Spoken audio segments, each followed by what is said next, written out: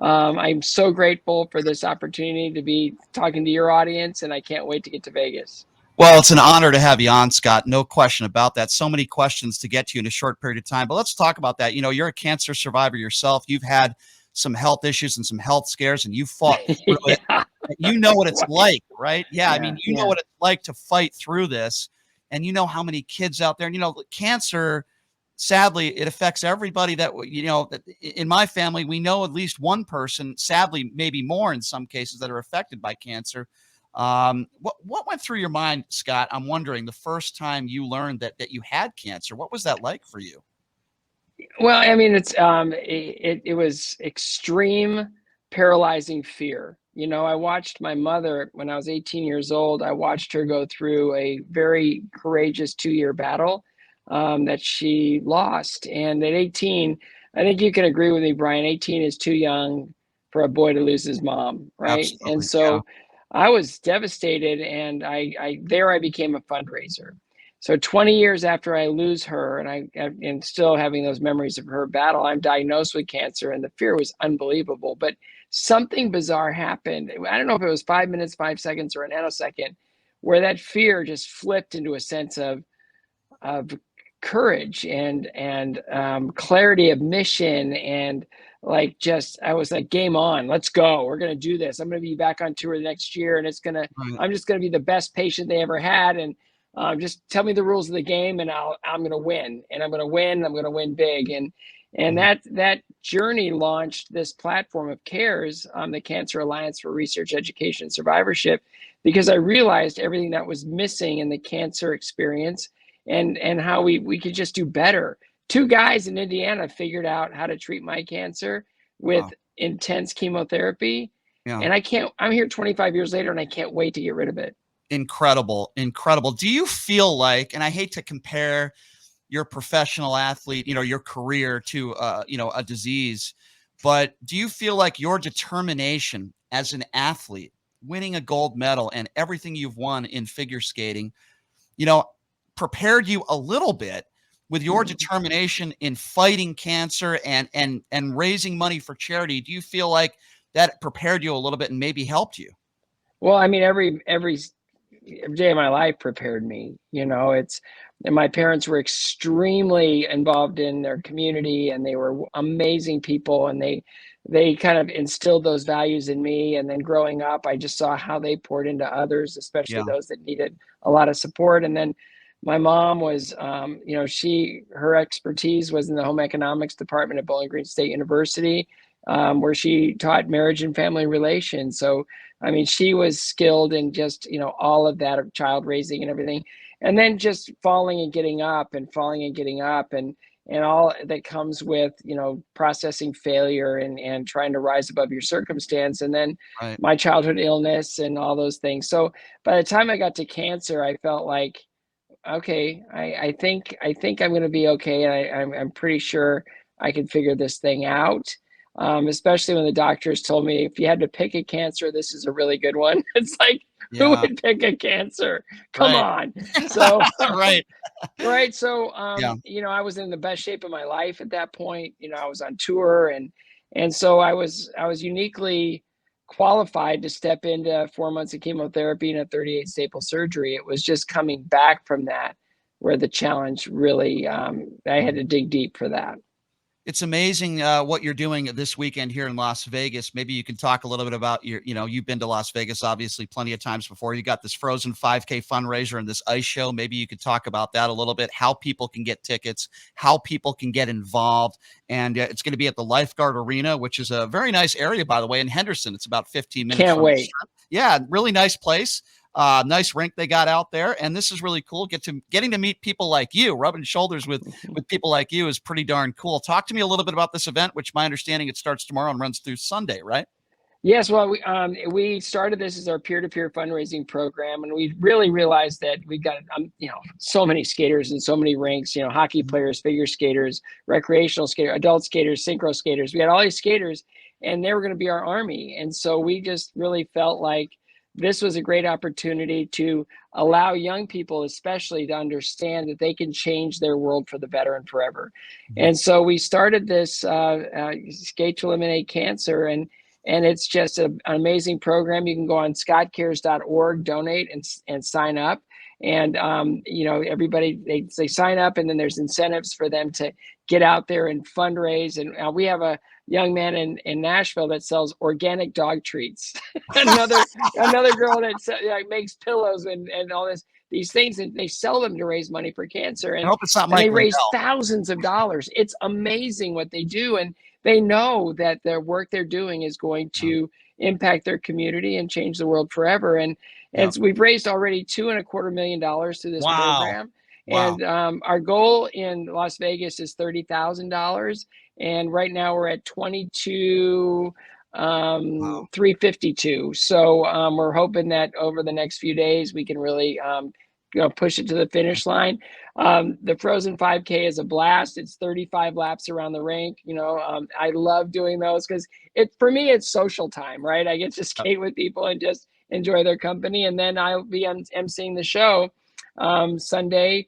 It starts at noon, and it's going to be a lot of the skaters that have been fundraisers out there showing off their skills. And then Ryan Bradley, U.S. champion Ryan Bradley. And if you've never seen him skate, he's the good kind of crazy. Like, he flips and he does all these things upside down. You just can't believe he doesn't die at some point through his performances. And tickets are on sale now, and there's even some spots left for the Frozen 5K if people want to come out and do that. But again, everything rises, the tide rises with everybody getting involved, and we can make a difference. Really, everybody's been impacted by this disease, and as a survivor and someone who lost a parent to cancer, I can tell you, 1 in 2 men, 1 in 3 women will be diagnosed with cancer in this country. 69 people an hour die of cancer in our country, just in our country. Awful. And there's a solution out there, and it's been proven. We just have to fund the research to make it happen. Immunotherapy, targeted therapies, treat the cancer, spare the patient harm. 25 years later after chemotherapy, and I cannot wait till we never have to do that again. Yeah, no question. If you're just joining us, Scott Hamilton, former gold medalist, pretty much every accolade he's won, one of the best figure skaters of all time, a legend. He's going to be in Vegas. We're talking about his charity event, which runs tomorrow, Friday through Sunday. And when Scott has a goal, he meets his goal. It could be winning a gold medal, being a national champion, or in this case, raising a $30,000 in Vegas. I have no doubt, Scott, that you'll get there. Let's have a little bit of fun. You mentioned emceeing this event. Talk to me a little bit about the play-by-play you did in one of my favorite movies of all time, Blades of Glory, man. I mean, that's like a legendary movie with Will Ferrell. Can you tell me, Scott, what was that like behind the scenes working with Will Ferrell and those guys? It was amazing. And, my choreographer of 20 years as a professional was the choreographer on the movie. And she said, they've written you in. I go, okay, that's a really good negotiating point, right? So she goes, come out and meet the cast. And so I went out to this warehouse where they shot all the rehearsal when they were practicing and learning how to be a pair team together. Yep. And off camera, I'm telling you, Will Ferrell is quiet, humble, curious, wanted to know everything about skating. And it was just really just easy to be in his company. And John Heder was just so smart and just tell me about this. And I want to know about that. And what does this feel like when you do that? Because he was really getting into character, right? So from there, they go out and they shoot their scene. And it was the scene where, I don't know if you remember, the choreographer and the coach were like, they're standing there and they go, now, what do you guys have that no one else has? Right? You remember that one, right? Yes, I do. So, so they did that same scene 10 times. And there were 10 different punchlines. The crew were belly laughing. And I go, we're going to have to replace all this audio because there's just nothing but laughter in this place. It was crazy. And then we had to do the performances themselves, which we were in an empty building. We were in the LA Sports Arena and it was empty, but we'd seen the performances kind of like mashed up, and the movie was sort of just being assembled then. And we were kind of the end after everything has been shot. Yeah. And we're up there doing our thing. And then I get this thing, Will wants you down, Will Ferrell, like, okay, Will wants you down by the ice. And I go, oh, okay. So I go, what's up? He goes, he just got this idea for an interview scene. And it's like, oh, okay, let's do that. Because he wanted me to be on camera with him in a scene with him and Right, John. Aw. So it was when they had that first big victory and that first, thing on the right. ice. And then the woman comes by with a thing of champagne, and he Yep. grabs the bottle and he slaps her rear end. And oh my, I was just, how do I not just fall over laughing in this moment? But I had to stay the course. It was one of the great memories I've ever had. And there were so many, there's a million stories of the directors and the other characters Yeah. in the movie and the premiere. And oh my goodness, it was just the Scott, best experience when you ever. were growing up, Scott, as a kid, I mean, let's just say high school, did you, if someone went up to you and said, not only are you going to be one of the biggest legends in the sport of figure skating, but you're also, Scott, not only forget about the gold medal, you're going to be rubbing shoulders with celebrities like Will Ferrell, and you're going to be in like a Hollywood movie. Would you have believed it? No, because every single thing you've talked about in this interview is impossible or extremely unlikely. Like there's nothing about me that makes sense. Nothing. I was an unintended child. I was adopted at 6 weeks of age. I live in this town with 2 school teachers as parents. I mean, what? And none of it. There was no culture of skating, no great coaching, no nothing where I grew up. None of it makes any sense to me at Yeah. all. And I'm just so grateful, and it just ignites my faith. I Yeah. just thank God every day for the life I've been You given and for deserve the it. opportunities. You It's deserve it. just unbelievable. But it's fun to be able to do things like this Sure. where it's like I've been given so much, and Mhm. I just feel like it's really a wonderful opportunity to give other kids that opportunity to kind Yeah. of feel what it feels like to change someone's life Yeah. forever. And I love that about you. So, Scott, I grew up in Connecticut, and the first time I saw a professional figure skater, Oksana Bayul was training like a couple Yeah. miles away from where I grew up, and I Yeah, accidentally went in. Simsbury. Yeah, I've been Yes, there many times. Yeah. exactly. Simsbury. I grew up in West Hartford, Connecticut. So the first time I ever saw a professional, I saw Oksana Bayul training, and I was like blown away. I didn't know Yeah. anything about the sport, and I was just mesmerized by her. And then I started watching the sport on television. I wanted to ask you a little bit about Las Vegas, because I feel like we need more events here in Las Vegas, right? We've got the Raiders here. We've got the Knights. We've got the NHL, the NFL, the NBA, and Major League Baseball's coming. We got all the boxing fights. I don't feel like we have enough professional figure skating sanctioned events here. What are your thoughts on that? And do you think Vegas deserves that? Oh, I think that it's logical. I mean, people love ice. I mean, there's never been a skating movie that didn't make a fortune. Look at Cutting Edge and Ice Castles, Blades of Glory. So people love watching skating. It's magic, right? Mhm. So, I know that Cirque du Soleil has done some touring skating shows and everything else, but to do a residency, to have skating as sort of a brick and mortar sort of destination for people, it would kill. I mean, it would be so amazing because you think about, especially in the summer when it's 125 degrees outside, people want to go inside and just cool off, right? Right, And I right. know that the casinos are like 50 degrees. Yeah, they keep you awake. That's for sure. Yeah. Huh? Do you But I mean, gamble, by the way? to see the magic, right? To Yeah, see the magic and to experience the athleticism and the artistry and everything that goes along with it. It's right. it's really perfectly suited for Vegas. Are you comfortable? I'm going to ask you a gambling question. I don't even know if you gamble when you come to Vegas. Are I you? rent a spot at the table until the money's gone. Yeah. Are you?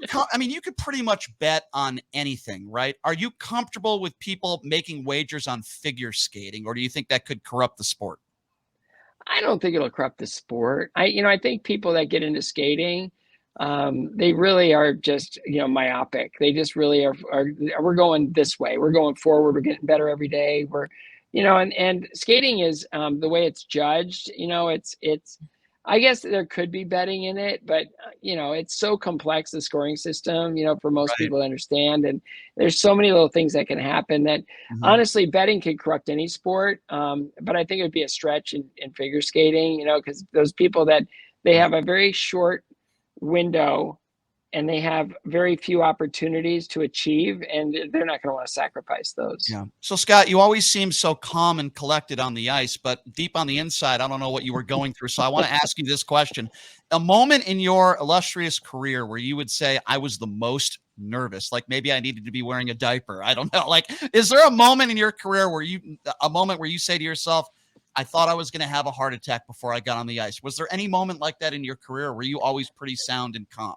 Yeah, pretty much every time, it's like, Yeah. I didn't like competing. I liked winning a lot, but I didn't really like the whole thing about, competing. It just scared me to death. And I Yeah. realized, throughout even 20 years as a professional, that when I wasn't nervous before I took the ice, it was probably time to quit. Mm, Because that means I didn't care as deeply about what was about to happen right. as I did before. So I was always a nervous wreck. My sort of daily line before every show was, "Hey guys, I'm good for 3 falls tonight." That was sort of how I prepared. Yeah. But stepping out on Olympic ice is a different level of nerves. Right. In Lake Placid, I just felt welcomed. Like the crowd went nuts. It was a USA crowd in Lake Placid, and it was just insane. It was the loudest crowd I've ever skated in front of. And then, when you get to Sarajevo, and it's a different whole thing. You're in Sure. Yugoslavia, or what was Yugoslavia, and it's an international crowd. And by then, I was pretty well known in the figure skating community. Mhm. And I just stepped on the ice, and it was just okay. No would-haves, could-haves, or should-haves. Now, And obviously, that was my whole preparation. I just, yeah, and you make a really valid point. Like, if you're not nervous before you Yeah. go out there in any sport, then something's wrong. It shows that you don't care, Scott. Yeah, you've got to have a little adrenaline Yeah. push, and yeah. Scott, did you carry? I thought I have a memory from a little girl. Did you carry the flag in for the United States at the Lake Placid Olympics? I did. Yeah, you have a Was great that a memory. big honor? You must have been 2. How do you remember that? Was that my parents loved you. Oh my God. Well, it's funny when they told me.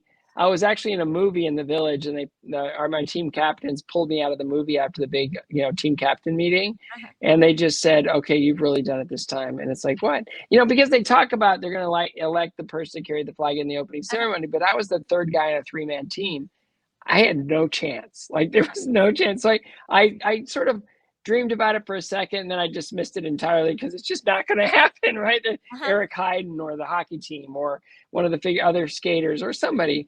And then they said, "You've really done it this time." I said, I know I've been perfect. I've done everything right. I don't know what you're talking about." And they go, "No, you've really done it this time." And it's like, what? And they go, "You get to carry the flag in the opening ceremonies." Wow. And my response was, "Why?" I just couldn't imagine.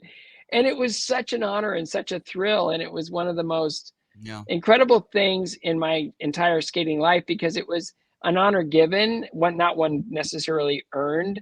And I just loved leading the team out in the opening ceremony in Lake Placid. And it was just something that I'll never forget. There's a lot of funny stories behind that, but we don't have time for that. Well, Scott, a few more quick questions for you. We really do appreciate your time. Can you explain this to me? Not many people, very few people in this country ever become an Olympian, let alone a gold medalist. Can you explain to me what was going through your mind and the emotions, the moment where they're playing the national anthem and you have the gold medal and they put the gold medal around your neck and you're standing there? What is going through your mind at that point? I mean, I can't even imagine what an honor and what a feeling that must feel like, representing your country, winning the gold medal.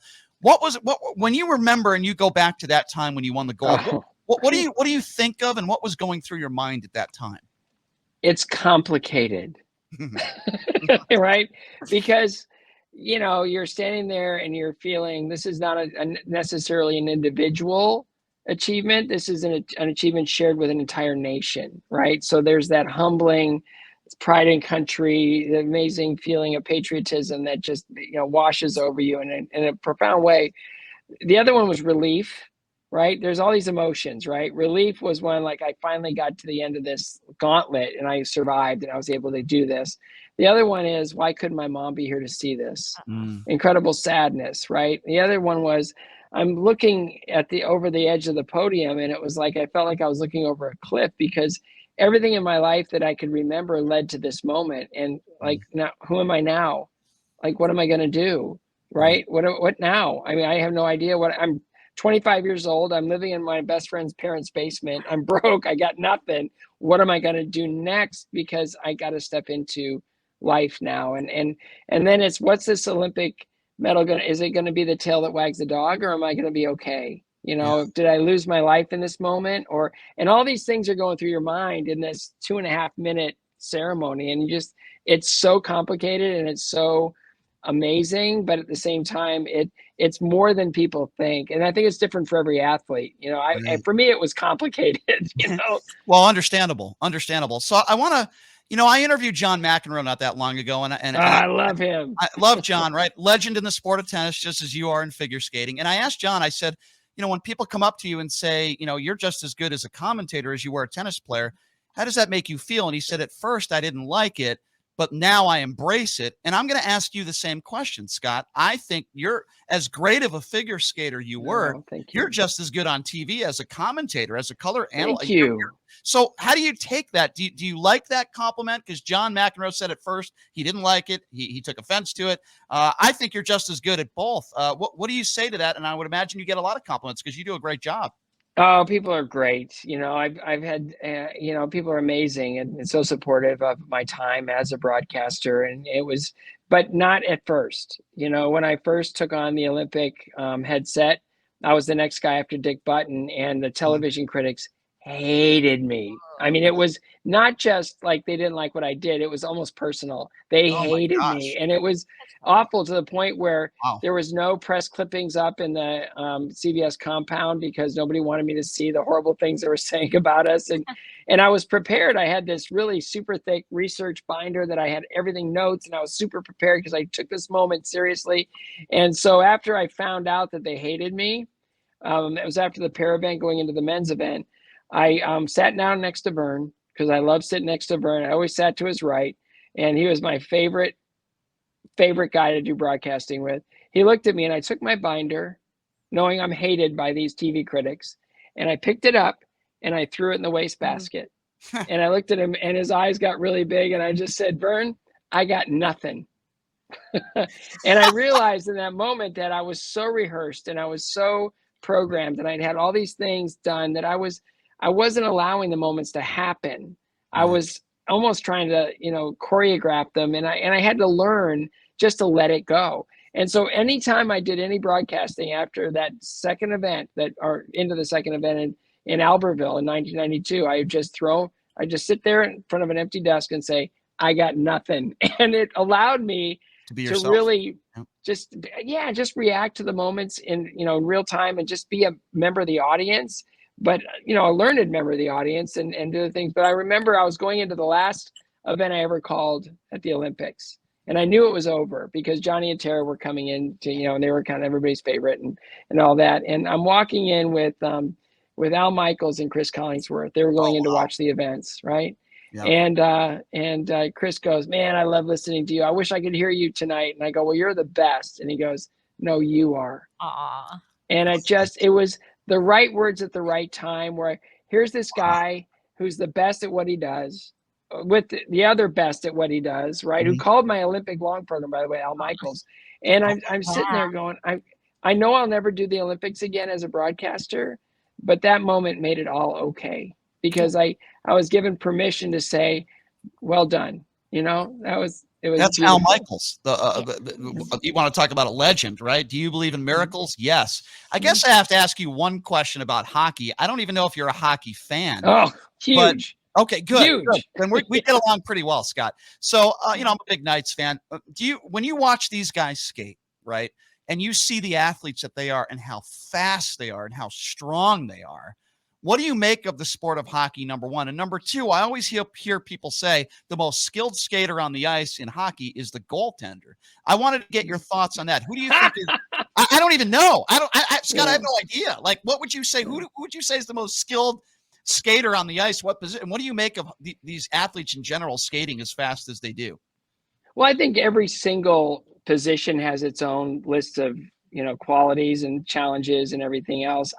I do, when I watch the sport, some are better skaters than others, it's like in any sport, you look at who's successful, how do they get from point A to point B? Are they agile? Do they have great acceleration? Are they evasive? Do they have amazing, agility, all these things that go into play. And there's some guys that I could watch forever, and other guys that I just sort of like, I grab both arms rests, next to me going, oh boy, this is going to be a bumpy ride. This isn't going to end well. But, it's amazing that a lot of the guys that started off in figure skates and that became hockey players are phenomenal skaters. They're really great at understanding edge quality, and they're really understanding where to be on the blade and how to do all that. A lot of kids, when they join, especially the house league here in Nashville, they don't even take Learn to Skate. And I go, how are you doing? And they go, well, he's doing fine, except he doesn't know how to stop. And I go, well, would you put your kid in soccer if they didn't know how to run? Come on. That's true. So, That's pretty true. Well, Scott, last question for you, and I really do appreciate your time. I want to give you another opportunity to promote your event this weekend, which is impacting lives, saving lives, raising money for cancer research. It's incredible work that you do. Give me that information again for our listeners. How do they get involved? It starts tomorrow. I know it ends on Sunday. How do people get involved? Where do they go, and how do they buy tickets? well, they go to scottcares.org.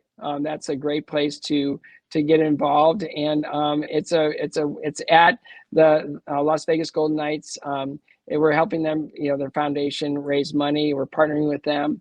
It's at the Lifeguard Arena in Henderson, as you know. The Frozen 5K is this Friday and Saturday.